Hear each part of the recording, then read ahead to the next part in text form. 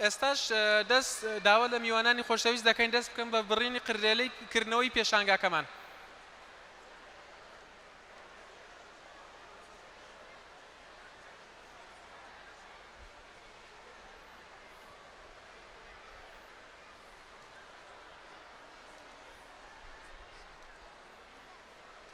چەپڵەکانتان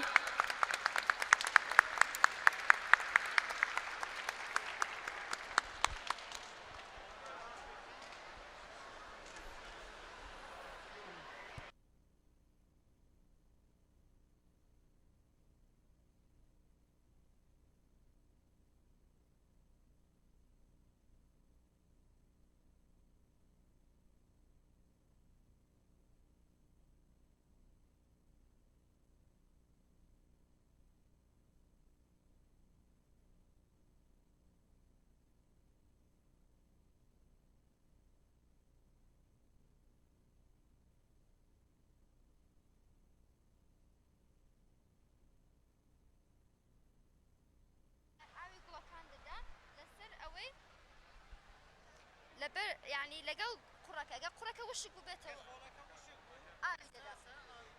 ئەو سنسەرە هەیە کە ئەو سنسەرە دیتەکتی کە قوڕەکە وشک بووەوە ئەو یەکسەر ئاوی دەدا ئەگە قوڕەکە وشک نەبێت پەمپەرەکە ڕادەوەستێ ئاوی نادا. ئێستاش پێشانتان